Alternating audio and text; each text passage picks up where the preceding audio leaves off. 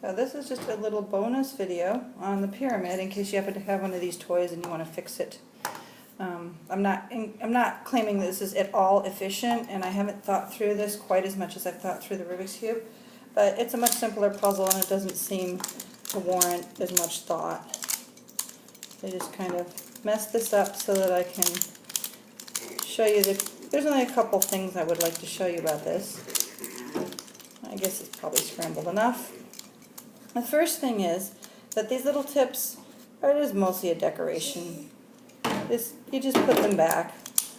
Just put them back so that the tip matches the thing it's adjacent to.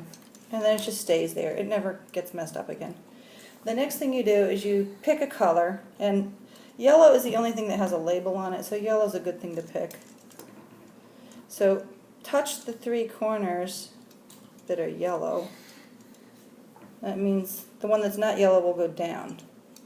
You just rotate until you get the yellow guys up, and then you just take that bottom guy and you rotate him. So at this point you will only have edges to solve. I mean, when we did the Rubik's Cube, it took a really long time to get to an analogous state, but this one, it just sort of falls into place with not much effort. That's Theodore in the background, by the way. Alright, so now what do? Well, I'm going to still let yellow be my top, and this guy, well, he's flipped around, so I'm going to just dip down and release him, and then I'm going to put him back in the other direction. And let's see, this guy goes up here, so I just kind of say, well, if I go like this, I can get him up there. And this guy, well, I can get him up there. And so this stage should be pretty easy to reach. This is pretty intuitive. Then you only have three edges, and then it gets complicated. Just like all these twisty puzzles, they get complicated right near the end. Okay, so there's two additional moves other than, so you should be able to get here by intuition and just watching what I did. Then there's two moves that I use that will solve all the possible arrangements of these three edges. And maybe you're lucky, maybe it just works. This one actually we're lucky.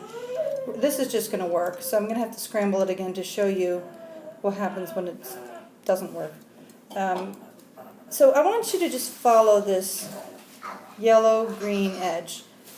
I can release it back down into the bottom by doing this. Okay? And of course I could put it right back in. I could just say, well, how did I get that guy up there? Well, I can just put him right back up. But I could also put him back by a different mechanism, from around back. I can take this green and yellow guy, and then I can reach backwards to grab him. So I can release him from the front, and then I can replace him from the back. And by doing that, it ends up causing a net rotation on these three edges. And that may or may not solve your whole problem. Right then I had a 50-50 shot that it was going to be solvable by that mechanism, and then another 50-50 shot that I only had to do the routine once, and maybe I had to do the routine twice. And so there's maybe a 1 in 4 chance that it would be solved now, and we got lucky. So let me just do it again to show you again what I just did. So I just released one of the edges, then I went around back and said I'm going to replace that edge by going through the back. Alright. I'll just do that again. I don't remember which one I did. I'm going to release this edge down into the bottom layer. Then I'm going to turn around and come grab it from the other direction. And do it again.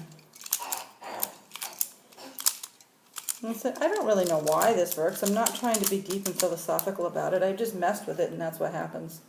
Alright, but there's one more situation that can occur that isn't covered by that trick. That could be the baby unplugging the lamp. No, Theodore.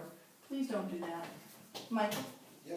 He just unplugged my lamp while I was recording. I'm still recording. Okay, and so the other thing that could occur is that these two guys could be like flipped. And I'll show you what I mean by that. So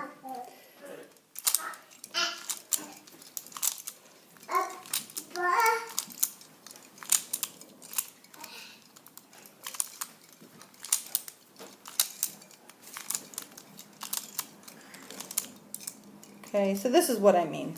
That series of moves looked complicated, but I'll explain it. I'll demystify it in just a second.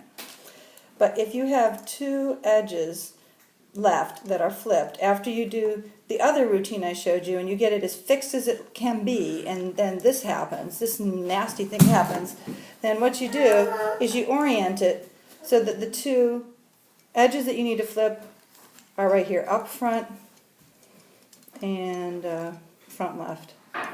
Hold it, put your fingers right here on the edge, your two fingers, and touch that back left edge.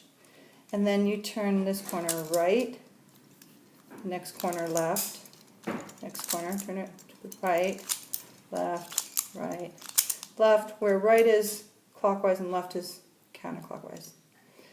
Okay, and then something interesting happens. You notice that right here, this guy appears to be flipped, and it is. And you say, oh no, I flipped it, and I messed up the whole entire thing, it's completely a wreck. So I don't know how to fix the rest of it, but I do know how to flip this guy back. I'll just do the same thing I just did, but I'm going to flip them around before I do that. See, I have my fingers like this, and I was holding it right like this. I'm just taking that same edge and flipping that edge, but otherwise it feels the same to my hand. Right, left, right, left, right, left, and the whole thing is fixed. Okay, let me show you that one again. I'll show you both of my routines. Okay, release that guy from the top and then replace him through the back. Okay, and again, any of these edges, it does the same thing. Release from the top, replace from the back. Release from the top, and replace from the back. So that's fine. The other routine was to deal with the two flippages, and I just hold along the edge, and these two guys are the ones that are going to flip. Right, left, right, left, right, left. And you know, you get, your yellow face is fine except your edges are messed up. And the way you keep your bearings, because this is kind of disorienting. You just completely scrambled this thing, right? But this guy is flipped, so that's your landmark. And then you keep him right there, but you rotate everything around that guy. So you've still got that same flipped guy right there. Right, left, right, left. Oops, what did I do? I hope I did this right. I did it right, yep, okay. How do I undo it? Okay, so these are the two guys I want to flip. I go right, left, right, left, right, left. Get my bearings. Here's the one flipped guy.